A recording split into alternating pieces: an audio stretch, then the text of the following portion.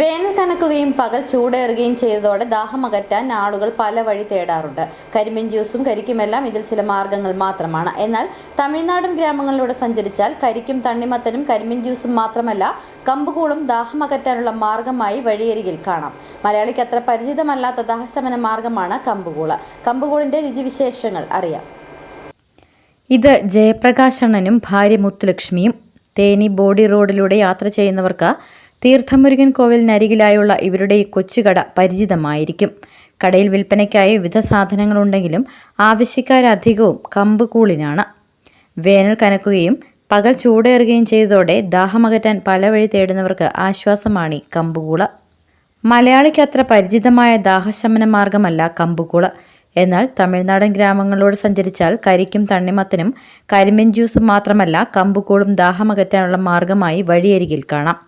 ജയപ്രകാശണ്ണൻ്റെ കടയിൽ വെറും 30 രൂപ മാത്രമാണ് ഒരു മൊന്ത കമ്പുകൂളിൻ്റെ വില. ഒരു മൊന്ത കമ്പുകൂൾ അകത്താക്കിയാൽ ദാഹം ശമിക്കുമെന്ന് മാത്രമല്ല വിശപ്പും പറക്കും. 23 വർഷത്തോളമായി ജയപ്രകാശണ്ണനും ഭാര്യ മുത്തുലക്ഷ്മിയും ചേർന്ന് പാതയോരത്തിങ്ങനെ ഈ കൊച്ചു കടയുടെ നടത്തിപ്പ് ആരംഭിച്ചിട്ട്. ഇനി എങ്ങനെ കമ്പുകൂൾ തയ്യാറാക്കുമെന്ന് നോക്കാം. അരിയും ഗോതമ്പും ഒക്കെ പോലെ തന്നെയുള്ള ഒരുതരം ധാന്യമാണ് കമ്പ്. കമ്പ് പൊടിച്ചെടുക്കുകയാണ് ആദ്യപടി. ഈ പൊടി പിന്നീട് കുഴമ്പ് രൂപത്തിലേക്ക് മാറ്റും. കുഴമ്പ് രൂപത്തിലായി ഈ പദാർത്ഥം തീയിൽ കാച്ചി കുറുക്കും. കാച്ചി കുറുക്കിയെടുക്കുന്ന ഈ പദാർത്ഥം മോരുമായി ചേർത്ത് പാനീയ രൂപത്തിലാക്കുന്നതോടെ കമ്പുകൂൾ റെഡി. கம்பங்கூழ ரைஸ் மில்லில் 2 அரைச்சி காய்ச்சி வெயில் காலத்துக்கு கொஞ்சம் நல்லா கூலிங்காக வச்சு மோர் அதுவும் சேர்த்து கொடுப்போம்.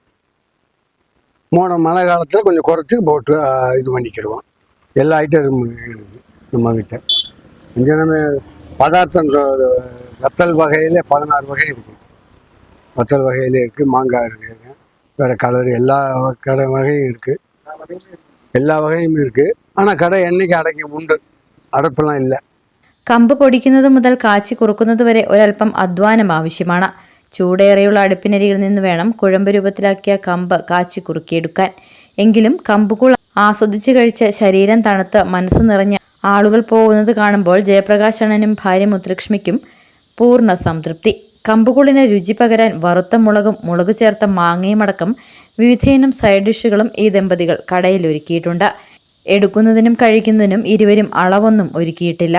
പകൽ ചൂടേറിയതോടെ ഈ കൊച്ചുകടയിൽ കച്ചവടം തകൃതിയായി നടക്കുന്നു.